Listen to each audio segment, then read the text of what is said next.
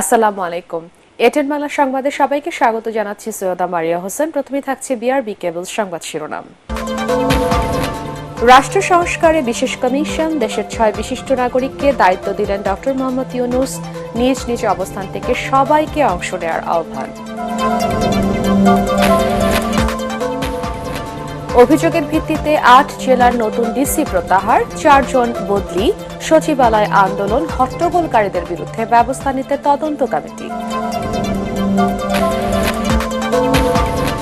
স্বৈরাচারের প্রেতাত্মারা দেশে এখনো সক্রিয়, মানুষের জন্য কাজ করবে এমন সরকার দরকার, বললেন তারেক রহমান।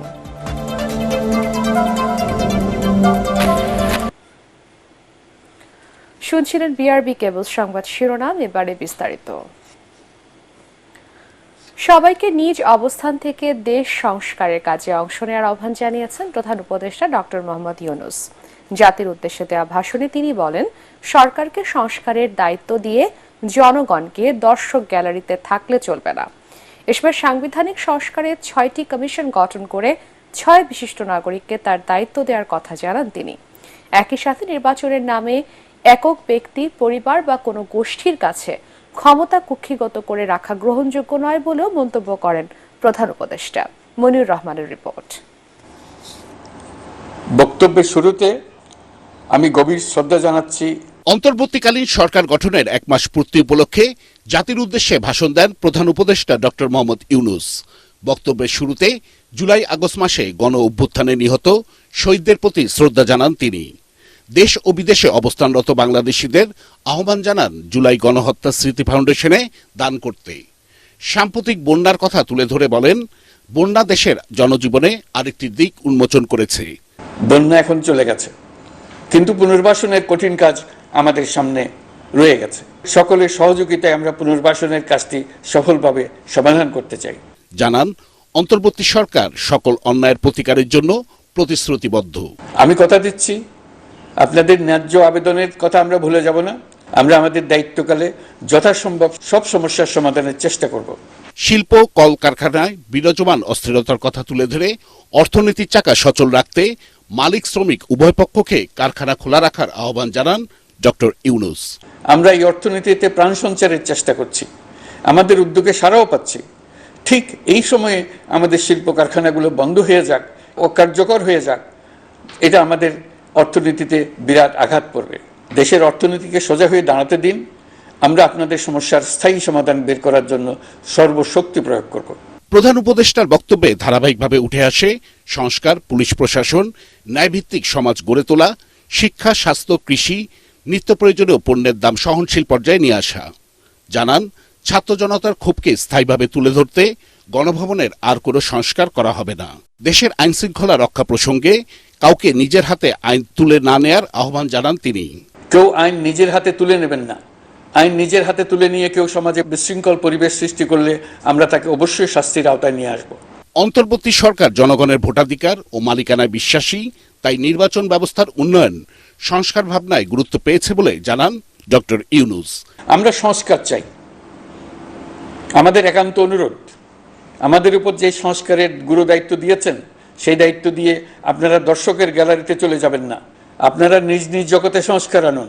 সাংবিধানিক সংস্কারে 6 জন বিশিষ্ট ব্যক্তিকে নিয়ে 6টি কমিশন গঠনের সিদ্ধান্ত জানান প্রধান উপদেষ্টা। এই কমিটি প্রয়োজনীয় সংস্কারের প্রস্তাব তুলে ধরবে। আমরা প্রাথমিকভাবে 6টি কমিশন গঠন করার সিদ্ধান্ত নিয়েছি। এসব কমিশনের কাজ পরিচালনার জন্য বিষয়ভিত্তিক অভিজ্ঞতা বিবেচনা করে 6 জন বিশিষ্ট নাগরিকের নেতৃত্বে এই কমিশনগুলো পরিচালনা করার দায়িত্ব দিয়েছি। আমরা যেহেতু জনগণের ভোটাধিকার ও জনগণের মালিকানায় বিশ্বাস করি, সেহেতু নির্বাচন ব্যবস্থার উন্নয়নে আমাদের সংস্কার ভাবনায় গুরুত্ব পেয়েছে অধিক।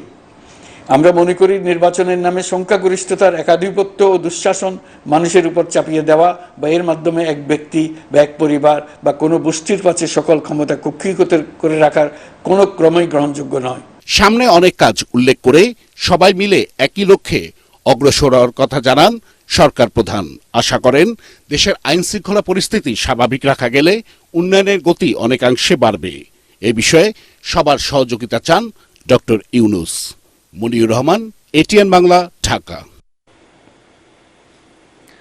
নজিরবিহীন আন্দোলনের মুখে সদ্য নিয়োগ পাওয়া ৮ জেলার ডিসিকে প্রত্যাহার করতে বাধ্য হয়েছে জনপ্রশাসন মন্ত্রণালয়। তবে মন্ত্রণালয়ের সচিবের দাবি, সুনির্দিষ্ট অভিযোগের ভিত্তিতেই তাদের বিরুদ্ধে এই সিদ্ধান্ত নেওয়া হয়েছে। তবে তা প্রত্যাখ্যান করে সবার নিয়োগ বাতিলের দাবি জানান ডিসি পদপ্রত্যাশীরা। এই ঘটনায় সচিবালয়ে যারা হট্টগোল করেছেন তাদের বিরুদ্ধে ব্যবস্থা নিতে তদন্ত কমিটি গঠন করা হয়েছে। রিপোর্টে জানাচ্ছেন মাহবুব কবির চপল। জেলা প্রশাসক হতে না পেরে সচিবালয়ে আন্দোলন করছেন। বাংলাদেশে এমন নজির নেই। মঙ্গলবার ব্যাপক হট্টগোলের পরদিনও কর্মসূচি চালিয়ে যান পদ প্রত্যাশীরা। তাদের অভিযোগ, সদ্য নিয়োগ পাওয়া ডিসিদের অনেকেই আওয়ামী লীগের দলবাজি ও দুর্নীতি করেছেন। তাদের নিয়োগ বাতিলে আলটিমেটাম দেন আন্দোলনরতরা। ভালো যোগ্য কর্মকর্তা যারা মেধাবী এবং সৎ, সেই সমস্ত বঞ্চিত কর্মকর্তারা এখানে কিন্তু জড়ো হয়েছে। পরে বাধ্য হয়ে ৫৯ জেলার মধ্যে ৮ জেলার ডিসির নিয়োগ বাতিল করে জনপ্রশাসন মন্ত্রণালয়। জেলাগুলো হচ্ছে রাজশাহী, সিরাজগঞ্জ, জয়পুরহাট, দিনাজপুর, লক্ষ্মীপুর, কুষ্টিয়া, শরীয়তপুর ও রাজবাড়ী। এছাড়াও রদবদল করা হয়েছে টাঙ্গাইল, পঞ্চগড়, নীলফামারী ও নাটোরের ডিসিকে। ৪৮০ জনের ভাইবা নিয়ে ৫৯ জনকে ডিসি হিসেবে নিয়োগ দেওয়ার পরও কেন এত অভিযোগ, এর জবাব দেন জনপ্রশাসন সচিব। ৮টা ইন্ডিপেন্ডেন্ট জেলা ডিসিকে উইথড্র করে নিয়েছে। সে যে পোস্টিংয়ে ছিল ওখানেই থাকবে। একজনের কথাই বলি, এক সময় উনি বাধ্য করেছিলেন এক শিক্ষককে একজন ইউএনওর পা ধরে, আপনার কি বলবো, মাপ চাইতে হবে। এতদিন পরে এই তথ্য হয়েছে, তাকে কি ডিসি রাখা যাবে? আমি একটা ইনস্ট্যান্ট দিলাম, এরকম ঢুকলো। আমরা তো বাংলাদেশি, আপনারা জানেন, এর মধ্যে আপনি আমি এক। তবে সরকারের এই সিদ্ধান্ত মানছেন না পদ প্রত্যাশীরা। যত দ্রুত সম্ভব মাননীয় প্রধান উপদেষ্টার সাথে কথা বলে এই দুটি যে প্রজ্ঞাপন জারি হয়েছে সেই দুটি প্রজ্ঞাপন বাতিল করতে হবে। এদিকে উপসচিবদের আন্দোলনে ঊর্ধ্বতন কর্মকর্তাকে লাঞ্ছিত করবার ঘটনা তদন্তে স্বাস্থ্য মন্ত্রণালয়ের সিনিয়র সচিবকে দায়িত্ব দেওয়া হয়েছে। এটা সফল হয় নাই। কারা করেছে? যারা অনেক সিনিয়র অফিসার, ডেপুটি সেক্রেটারি এবং ডিসি হতে ইচ্ছুক, যারা শৃঙ্খলা পরিপন্থী কাজ করেছে। আপনারা ভিডিওতে দেখেছেন, সেটা কি এনাফ না যে এরা ভালো কাজ করেনি? মাহবুব কবির চপল, এটিএন বাংলা, ঢাকা। ছাত্র জনতার আন্দোলনে স্বৈরাচার বিদায় নিলেও তাদের দোসররা এখনো নানা ষড়যন্ত্রে লিপ্ত বলে দাবি করেছেন বিএনপির ভারপ্রাপ্ত চেয়ারম্যান তারেক রহমান। লুকিয়ে থাকা স্বৈরাচারের প্রেতাত্মাদের প্রতিহত করার আহ্বান জানান তিনি। টাঙ্গাইলের গোপালপুরে জনসমাবেশে ভার্চুয়ালি দেয়া বক্তব্যে তারেক রহমান বলেন, বিএনপির নাম ব্যবহার করে অনেকে অনৈতিক কর্মকাণ্ড চালাচ্ছে। মানুষের জন্য কাজ করবে, ভবিষ্যতে এমন সরকার দরকার বলেও জানান তিনি। কামরুজ্জামান রাজীবের রিপোর্ট। তারেক রহমানের নেতৃত্বে টাঙ্গাইলের গোপালপুরে সাবেক মন্ত্রী আব্দুস সালাম পিন্টুর কারামুক্তির দাবিতে এই সমাবেশ করে স্থানীয় বিএনপি। এতে দলের ভাইস চেয়ারম্যান আহমেদ আজম খান ও প্রচার সম্পাদক সুলতান সালাউদ্দিন টুকু সহ স্থানীয় নেতারা বক্তব্য রাখেন। লন্ডন থেকে ভিডিও কনফারেন্সে সমাবেশে যুক্ত হন বিএনপির ভারপ্রাপ্ত চেয়ারম্যান তারেক রহমান। তিনি বলেন, স্বৈরাচারের বিদায়ে সাময়িক বিজয় এলেও জনগণের অধিকার প্রতিষ্ঠিত হয়নি। দেশের মানুষের ভোটাধিকার প্রতিষ্ঠাই বিএনপির মূল লক্ষ্য বলে জানান তারেক রহমান। যে গণতান্ত্রিক অধিকার রক্ষার জন্য বিএনপি জনগণকে সাথে নিয়ে বছরের পর বছর আন্দোলন সংগ্রাম করেছে, আমাদের সেই লক্ষ্য অর্জন করতে হবে। শুধু রাজনৈতিক লক্ষ্য অর্জন করলেই আমরা বাংলাদেশকে গড়ে তুলতে পারবো না। আমাদেরকে যেরকম রাজনৈতিক যে অধিকার, রাজনৈতিক যে লক্ষ্য, সেটি যেমন আমাদেরকে অর্জন করতে হবে, একইভাবে আমাদেরকে অর্জন করতে হবে জনগণের অর্থনৈতিক মুক্তি। তার দাবি, ফ্যাসিবাদের দোসররা নানা অপকর্মের মাধ্যমে বিজয়ের সুফল নষ্টের চেষ্টা চালাচ্ছে। এদের বিরুদ্ধে প্রতিরোধ গড়ে তুলতে নেতাকর্মীদের প্রতি আহ্বান জানান তিনি। স্বৈরাচার বিদায় হয়েছে, স্বৈরাচারের প্রেতাত্মারা কিন্তু এখনো ঘোরাফেরা করছে। কাজেই তারা বিভিন্ন রকম বিভ্রান্তি ছড়ানোর চেষ্টা করছে। তারা আপনাদের এই প্রিয় দল, বাংলাদেশের মানুষের প্রিয় দল, এই দলের নাম ব্যবহার করে অনেকে বিভিন্ন রকম অনৈতিক কাজের সাথে সম্পৃক্ত হয়েছে। এই ষড়যন্ত্র করে কোনো লাভ হবে না। তারেক রহমান বলেন, জনসমর্থনের কারণেই বিএনপি শত অত্যাচার নির্যাতনের মধ্যেও টিকে আছে। তাই জনগণের রাজনৈতিক অধিকার প্রতিষ্ঠার পাশাপাশি দেশের সম্ভাবনাকে কাজে লাগিয়ে মানুষের অর্থনৈতিক মুক্তি দিতে চায় বিএনপি। কামরুজ্জামান রাজীব, এটিএন বাংলা। ছাত্র জনতার আন্দোলনে শহীদদের স্মরণে আগামী শনিবার কেন্দ্রীয় শহীদ মিনারে শোক সভা ও রোববার নয়াপল্টনে সমাবেশ করবে বিএনপি। কেন্দ্রীয় কার্যালয়ে যৌথ সভা শেষে সংবাদ সম্মেলনে দলের স্থায়ী কমিটির সদস্য ডাক্তার এজেডএম জাহিদ হোসেন নতুন কর্মসূচি ঘোষণা করেন। এ সময় তিনি বলেন, দেশের বিরুদ্ধে পরাজিত শক্তির ষড়যন্ত্র থেমে নেই। দেশি বিদেশি ষড়যন্ত্রকারীদের প্রতিহত করতে রাজপথে থাকবে বিএনপি। রোববার ঢাকা ছাড়াও সারা দেশের বিভাগীয় শহরে র্যালির আয়োজন করা হবে বলেও জানান বিএনপির এই নেতা। এদিকে সাবেক প্রধানমন্ত্রী শেখ হাসিনা সহ ৪৬ জনের বিরুদ্ধে ঢাকা সিএমএম আদালতে আরও ২টি হত্যা মামলা দায়ের করা হয়েছে। বৈষম্য বিরোধী ছাত্র আন্দোলন চলাকালে উত্তরায় সালাম বাবু নামে এক অটো চালক ও মিরপুরে সেলিম আলী শেখ নামে এক ব্যবসায়ীকে হত্যার অভিযোগে এই মামলা দুটির আবেদন করা হয়। শুনানি শেষে মামলা দুটি এজাহার হিসেবে গ্রহণ করতে সংশ্লিষ্ট থানাকে নির্দেশ দিয়েছেন আদালত। এদিকে ২০১৩ সালে হাইকোর্টে এক আইনজীবীকে হত্যা চেষ্টার অভিযোগে শেখ হাসিনা সহ ২৭ জনকে আসামি করে আরেকটি মামলা হয়েছে সিএমএম আদালতে। রাজধানীর বাড্ডা থানায় দায়ের করা হত্যা মামলায় সাবেক প্রধানমন্ত্রী শেখ হাসিনার বিদ্যুৎ, জ্বালানি ও খনিজ সম্পদ বিষয়ক উপদেষ্টা ডক্টর তৌফিক ইলাহি চৌধুরীর ৪ দিনের রিমান্ড মঞ্জুর করেছেন আদালত। বুধবার রিমান্ড শুনানি শেষে ঢাকার মেট্রোপলিটন ম্যাজিস্ট্রেট আলী হায়দার এই আদেশ দেন। এই হত্যা মামলায় সন্দেহভাজন হিসেবে তাকে জিজ্ঞাসাবাদের জন্য ১০ দিনের রিমান্ড চাওয়া হয়। তবে এজাহারের নাম না থাকার পরও তাকে রিমান্ডে নেয় হতাশ আসামি পক্ষের আইনজীবী। গতরাতে রাজধানীর গুলশান এলাকা থেকে তৌফিক ইলাহি চৌধুরীকে গ্রেফতার করে মহানগর গোয়েন্দা পুলিশ ডিবি। এই হত্যার বিষয়ে আর কারা কারা জড়িত এবং এই হত্যার পিছনে আর কারা কারা আছে এই বিষয়ে বিশদভাবে জিজ্ঞাসাবাদ করার জন্য এই আসামি প্রাথমিকভাবে কিছু তথ্য দিয়েছেন এবং আরও তথ্য পাওয়ার জন্য তাকে অধিকতর জিজ্ঞাসাবাদ করা প্রয়োজন, যার জন্য রিমান্ডে তিনি প্রার্থনা করেন। বিজ্ঞ আদালত উভয়ের বক্তব্য শুনে এই আসামির বিরুদ্ধে ৪ দিনের রিমান্ড মঞ্জুর করেন। বাদী জানে না আসামিকে, আসামি জানে না মামলার বাদীকে। এই হলো আমাদের দেশের মামলার অবস্থা। আমরা আইয়ুব সাহেবকে জিজ্ঞাসা করেছিলাম যে আপনি 10 দিন রিমান্ড চেয়েছেন, 10 দিন রিমান্ডের ব্যাপারে ওনার কি তথ্য পেয়েছেন আপনারা গতকাল গ্রেপ্তার করার পরে, যে এখানে আপনাদের 10 দিন রিমান্ড প্রয়োজন। আইয়ুব সাহেব সঠিক উত্তর দিতে পারে নাই। নির্ধারিত সময়ে কর্মীদের বেতন পরিশোধে গার্মেন্টস মালিকদের নির্দেশ দিয়েছেন শ্রম উপদেষ্টা আসিফ মাহমুদ। একই সাথে ন্যূনতম মজুরি পুনর্মূল্যায়নের আশ্বাস দিয়েছেন তিনি। এদিকে চলমান অস্থিরতায় আজও শতাধিক পোশাক কারখানা বন্ধ ছিল। বেতন বৃদ্ধি সহ নানা দাবিতে নবীনগর চন্দ্রা মহাসড়ক অবরোধ করে রাখে শ্রমিকরা। বিদেশি ষড়যন্ত্রে পোশাক শিল্পের এমন সংকট বলছেন ব্যবসায়ীরা। শারফুল আলম জানাচ্ছেন বিস্তারিত। 2 সপ্তাহ ধরে পোশাক কারখানায় কর্মী ছাঁটাই বন্ধ, মজুরি বাড়ানো সহ বেশ কয়েকটি দাবিতে আন্দোলন করছেন শ্রমিকরা। বুধবার ঢাকা টাঙ্গাইল মহাসড়ক অবরোধ করে রাখেন তারা। সাভারের আশুলিয়ায় 22টি তৈরি পোশাক কারখানা বন্ধ করে দেয়া হয়। এছাড়াও বেশ কয়েকটি কারখানায় চলছে অনির্দিষ্টকালের ছুটি। পোশাক কারখানায় নিরাপত্তায় আইনশৃঙ্খলা বাহিনী অতিরিক্ত সদস্য মোতায়েন করা হয়েছে। এই পরিস্থিতির মধ্যেই ব্যবসায়ীরা শ্রম উপদেষ্টার সাথে বৈঠক করেন। আজকে কিছু বন্ধ আছে ইচ্ছাকৃত, কিছু বন্ধ আছে যে ঠিক আছে, ওরা যেহেতু গত কয়েকদিনের আনরেস্টে অনেকগুলি ফ্যাক্টরি ক্ষতিগ্রস্ত হয়েছিল, আমার বিশ্বাস কালকে থেকে শনিবার থেকে সব ফ্যাক্টরিগুলি নিরবিচ্ছিন্নভাবে চলতে পারবে। দ্রুত ঋণ দেওয়ার মাধ্যমে যেন শ্রমিকদের বেতনটা দেওয়া হয়, সেটা আজ রাত অথবা কালকের মধ্যেই শ্রমিকদের কাছে পৌঁছে যাবে বলে আমরা আশা রাখছি। খুব দ্রুত সময়ের মধ্যে যাতে শ্রমিকদের নিম্নতম মজুরির যেই দাবি রয়েছে এবং সমস্যা আছে, শ্রমিক নেতৃবৃন্দের সাথেও কথা বলে, মালিক পক্ষের সাথে কথা বলে সরকারের বিষয়ে একটি ভালো সিদ্ধান্তের দিকে যাওয়ার আমরা চেষ্টা করব।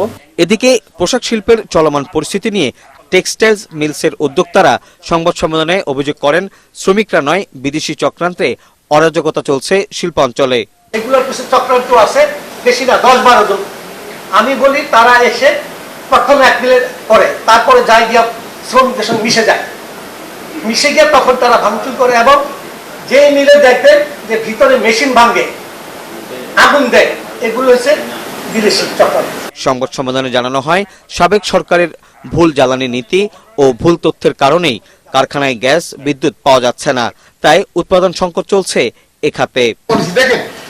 শারফুল আলম, এটিএন বাংলা, ঢাকা। এক মাসেও উদ্ধার করা সম্ভব হয়নি পুলিশের লুণ্ঠিত সব অস্ত্র ও গোলাবারুদ।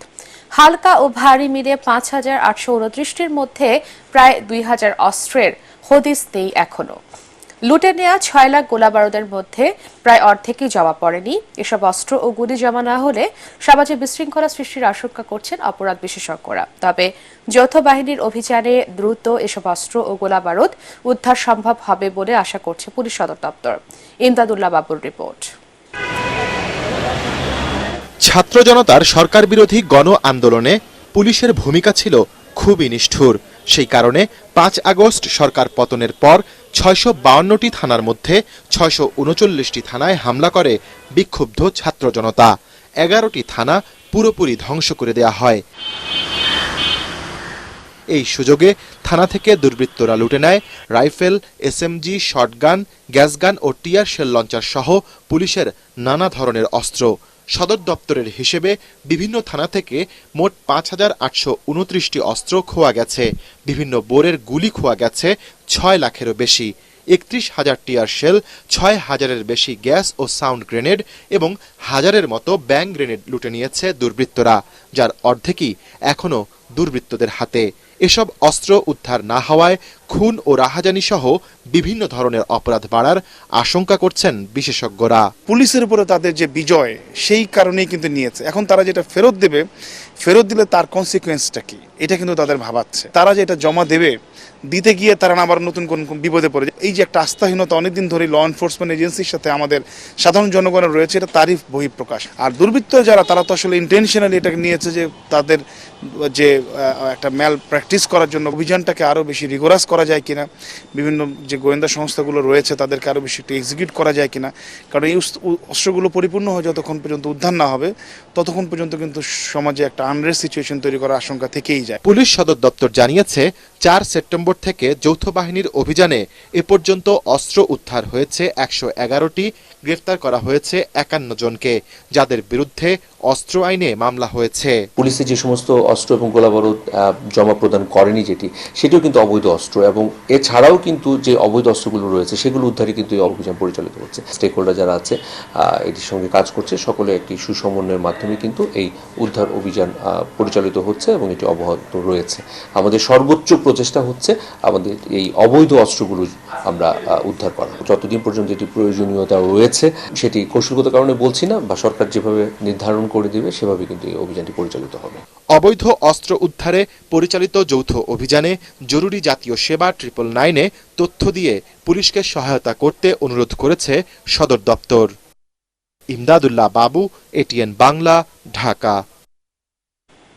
অন্তর্বর্তীকালীন সরকার জনগণের অভিপ্রায় না শুনে তাদের পছন্দ অনুযায়ী বিভিন্ন জায়গায় নিজেদের লোক নিয়োগ দিচ্ছে বলে মন্তব্য করেছেন কবি ও লেখক ফরহাদ মাজহার। রাজধানীতে এক সেমিনারে তিনি বলেন, ৭২-এর সংবিধান মূলত পাকিস্তানের। ২০২৪-এর গণ অভ্যুত্থানে শেখ হাসিনার পতন হলেও সেই সংবিধান অনুযায়ী রাষ্ট্র পরিচালিত হচ্ছে। আরো জানাচ্ছেন মুশফিকুর রহমান। ঢাকা কলেজের বৈষম্য বিরোধী ছাত্র আন্দোলন আয়োজিত অভ্যুত্থান পরবর্তী কেমন বাংলাদেশ চাই শীর্ষক সেমিনারে কবি ও লেখক ফরহাদ মাজহার বলেন, নতুন বাংলাদেশ জনগণের সিদ্ধান্ত অনুযায়ী পরিচালনা হওয়া উচিত ছিল, কিন্তু অন্তর্বর্তীকালীন সরকার তা করছে না। জনগণ কি চায় আগে তাদের কাছে কথা শোনা তো দূরের কথা, তারা তাদের পছন্দের লোক বিভিন্ন জায়গায় তারা বসে দিচ্ছে। কোন মানদণ্ডের ভিত্তিতে এই লোকগুলো বসছে সে ব্যাপারে কোনো স্বচ্ছতা নাই। এ সময় ১৯৭২ সালের সংবিধান নিয়েও প্রশ্ন তোলেন ফরহাদ মাজহার। ৭২ সালের সংবিধান পাকিস্তানি সংবিধান, কারণ পাকিস্তানে যাদেরকে আমরা নির্বাচিত করেছিলাম এটা তাদের প্রণীত সংবিধান। তাদেরকে দেখতে বাঙালির মতো লাগে, আসলে কিন্তু তারা পাকিস্তানি আইনের ভাষা। একটা সাংবিধানিক প্রতিবিপ্লব ঘটে গিয়েছে। এই বিজয়কে পূর্ণতার দিকে নিয়ে যেতে হলে অবশ্যই আমাদের প্রেসিডেন্ট, যাকে আমরা কলা গাছ হোক কি ডক্টর ইউনূস হোক আর যেই হোক, আমরা আমাদের একজন প্রেসিডেন্টকে নিয়োগ করব। সম্প্রতি দেশের বিভিন্ন মাজারে হামলা ভাঙচুরের সাথে ভারতের জড়িত থাকার অভিযোগও করেন এই রাজনৈতিক বিশ্লেষক। মাজারগুলো ভাঙতেছে, দেখতেছেন না? কারা ভাঙতেছে? এরা কারা? আপনি নিশ্চয় দিল্লির এজেন্ট। পুরনো যে আওয়ামী লীগকে আমি উৎখাত করেছি, সে ক্ষমতা আসতে চায় বলে আপনাকে দিয়ে এই কাজগুলো করছে। এ সময় প্রশাসনকে দালালি না করার আহ্বান জানান ফরহাদ মাজহার। মুশফিকুর রহমান, এটিএন বাংলা, ঢাকা। রাষ্ট্রের রন্ধ্রে রন্ধ্রে আওয়ামী ফ্যাসিবাদী রয়েছে, তারা অন্তর্বর্তী সরকারকে বেকায়দায় ফেলতে চায় বলে মন্তব্য করেছেন জামাতের সেক্রেটারি জেনারেল মিয়া গোলাম পরোয়ার। রাজধানীর ইঞ্জিনিয়ার্স ইনস্টিটিউশনে আদর্শ শিক্ষক ফেডারেশনের সম্মেলনে তিনি এই কথা বলেন। বিচার বিভাগ সহ সকল সেক্টরে আওয়ামী ফ্যাসিবাদীদের খুঁজে বের করে অপসারণের দাবি জানান এই জামাত নেতা। এছাড়া বর্তমান শিক্ষা ব্যবস্থা বাতিল করে নতুন করে তৈরি করার দাবি জানিয়ে গোলাম পরোয়ার বলেন, ফ্যাসিবাদী সরকার শিক্ষা ব্যবস্থার এতটাই ক্ষতি করেছে যে শিক্ষার্থীরা তো ধ্বংস হয়েছেই, শিক্ষকদেরও চরিত্র নৈতিকতা ধ্বংস করা হয়েছে। রাষ্ট্রের রন্ধে রন্ধে আওয়ামী ফ্যাসিবাদী যুগের প্রেতাত্মারা কিন্তু এখনো ঘাটতি বলে বসে আছে। তারা শিক্ষায়, অর্থনীতিতে, জুডিশিয়ারিতে, অ্যাডমিনিস্ট্রেশনে, সেখানে বসে তারা আবার সেই আওয়ামী ফ্যাসিবাদী যুগে এই দেশকে নিয়ে যাওয়ার জন্য তারা চক্রান্ত করছে।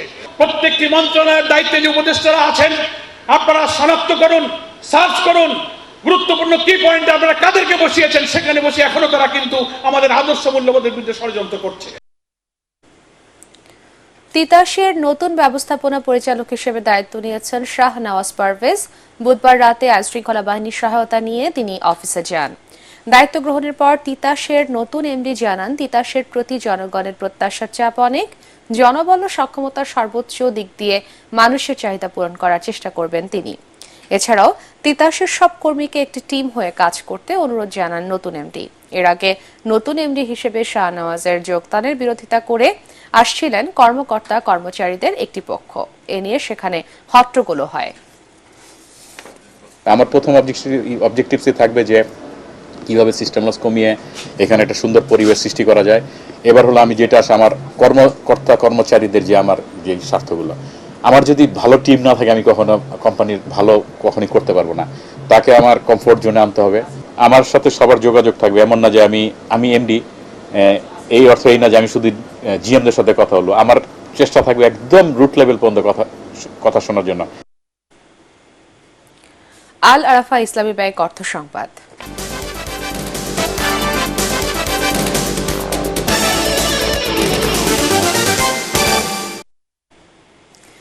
এক বছরের মধ্যেই ঘুরে দাঁড়াতে চায় শরিয়া ভিত্তিক ফার্স্ট সিকিউরিটি ইসলামী ব্যাংক। গ্রাহকদের আস্থা ও সেবার মান বাড়াতে আরো উদ্যমী ব্যাংকটির পরিচালনা পর্ষদ। ব্যাংকের নতুন চেয়ারম্যান মোহাম্মদ আব্দুল মান্নান জানিয়েছেন, খেলাপি ঋণ ও পাচার হওয়া সম্পদ উদ্ধারে কার্যক্রম চালাচ্ছেন তারা। শরফুল আলমের রিপোর্ট। আর্থিক খাতে তৃতীয় প্রজন্মের শরিয়া ভিত্তিক ব্যাংক ফার্স্ট সিকিউরিটি ইসলামী ব্যাংক। ইসলাম মুক্ত ব্যাংকটিতে নতুন পরিচালনা পর্ষদ দিয়েছে বাংলাদেশ ব্যাংক। সব বাধা পেরিয়ে গ্রাহকদের সর্বোচ্চ সেবা দিতে কাজ করে যাচ্ছে প্রতিষ্ঠানটি। এসব উদ্যোগে আবারও গতি বাড়ছে সেখানে। শরিয়া ভিত্তিক ধারণার অন্যতম প্রধান উদ্যোক্তা ইসলামী ব্যাংকের সাবেক ব্যবস্থাপনা পরিচালক মোহাম্মদ আব্দুল মান্নান এখন এই ব্যাংকের নতুন চেয়ারম্যান। দেশি বিদেশি অভিজ্ঞতা ও কৌশলকে কাজে লাগিয়ে ব্যাংকটিকে ধাপে ধাপে এগিয়ে নিতে চান তিনি। জনগণকে আশ্বস্ত করতে চাই, খুব অতি দ্রুত ফার্স্ট সিকিউরিটি ব্যাংক একটি ইতিবাচক অবস্থান অর্জন করবে। এই ব্যাংকটা একটা শক্তিশালী ভিত্তি অর্জন করবে।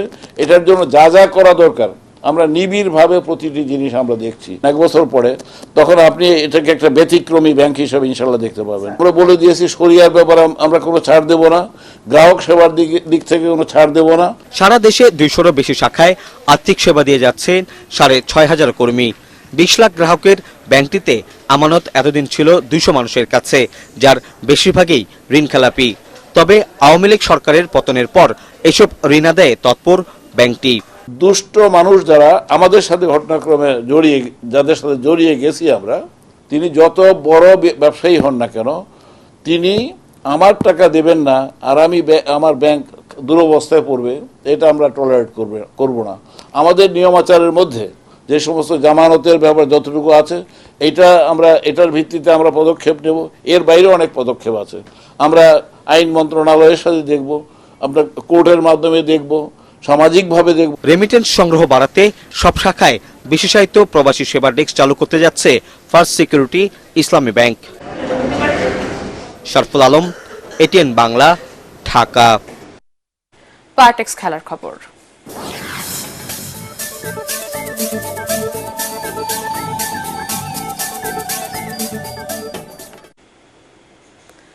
দলীয় ও রাজনীতি মুক্ত ক্রীড়াঙ্গন গড়ার অঙ্গীকার করলেন সাবেক খেলোয়াড় ও ক্রীড়া সংগঠকরা। এ উপলক্ষে রাজধানীর এক হোটেলে মতবিনিময় অনুষ্ঠানে বিভিন্ন জেলা ও ক্রীড়া সংস্থার কর্মকর্তারা এই অঙ্গীকারের কথা বলেন। তাছাড়া বাফুফে সভাপতি কাজী সালাউদ্দিনের পদে থেকে যাওয়া সম্পর্কে তারা বলেন, ফুটবলের প্রতি কোনো ভালোবাসা থাকলে নিজে থেকে তিনি সরে যেতেন। আরো জানাচ্ছেন পরাগ আরমান। ক্রীড়াঙ্গনে স্বচ্ছতা জবাবদিহিতে ফেরাতে আন্দোলন চলছে ফেডারেশনের ভেতরে বাহিরে। ইতিমধ্যেই একযোগে 42টি ফেডারেশন, অ্যাসোসিয়েশন ও সংস্থার সভাপতিকে অব্যাহতি দিয়েছে যুব ও ক্রীড়া মন্ত্রণালয়। এমনি সময়ে নিজেদের করণীয় বিষয় নিয়ে আলোচনা সভার আয়োজন করেন সাবেক খেলোয়াড় ও ক্রীড়া সংগঠকরা। আলোচনা সভায় দলীয় ও রাজনীতি মুক্ত একটি ক্রীড়াঙ্গন প্রতিষ্ঠার অঙ্গীকার করা হয়। সাফ জয়ী অধিনায়ক আমিনুল হক বলেন, এজন্য সবাইকে নিরলসভাবে কাজ করতে হবে। আমরা চাই যে আওয়ামী লীগ গত 17 বছরে যে ভুল করেছে, আমরা এরকম কোনো ভুল করতে চাই না। কারণ আমরা বাংলাদেশে আর কোনো স্বৈরাচারের জন্ম হোক সেটা দেখতে চাই না।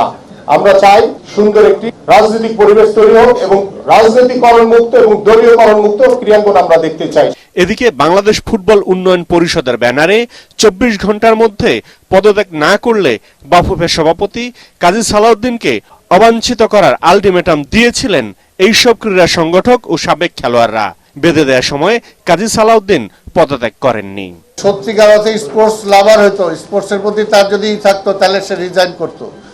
আমরা যেহেতু এখানে ফুটবলের যেহেতু ফিফার একটা এখানে অংশগ্রহণ আছে, আমরা এমন কোনো স্টেপ নিতে চাই না যাতে আমাদের উপরে দোষ আসে যে আমরা ক্রীড়াঙ্গনে স্থবিরতা নিয়ে আসছি বা ফুটবলের উপরে কোনো কিছু নিয়ে আসছি। আমাদের কারণে ফুটবলের নির্বাচন বা ফুটবল ফেডারেশনের কোনো ক্ষতি হোক সেটা আমরা চাই না। ফুটবল ফেডারেশনের আসন্ন নির্বাচনে প্রার্থী মনোনয়নের ব্যাপারেও আলোচনা হয় সভায়। সেই বিষয়ে আপনারা পরাগ আরমান, এটিএন বাংলা, ঢাকা। শেষ করার আগে বিআরবি কেবল সংবাদ শিরোনাম আর একবার। রাষ্ট্র সংস্কারে বিশেষ কমিশন, দেশের 6 বিশিষ্ট নাগরিককে দায়িত্ব দিলেন ডক্টর মোহাম্মদ ইউনূস। নিজ নিজ অবস্থান থেকে সবাইকে অংশ নেওয়ার আহ্বান। অভিযোগের ভিত্তিতে 8 জেলার নতুন ডিসি প্রত্যাহার, 4 জন বদলি, সচিবালয় আন্দোলন, হট্টগোলকারীদের বিরুদ্ধে ব্যবস্থা নিতে তদন্ত কমিটি। স্বৈরাচারের প্রেতাত্মারা দেশে এখনো সক্রিয়, মানুষের জন্য কাজ করবে এমন সরকার দরকার, বললেন তারেক রহমান। পরবর্তী সংবাদ দেখার আমন্ত্রণ জানিয়ে এখনের মতো শেষ করছি। এটিএন বাংলার সংবাদ ইউটিউবে দেখতে ব্রাউজ করুন youtube/এটিএন বাংলা নিউজ। ধন্যবাদ সবাইকে।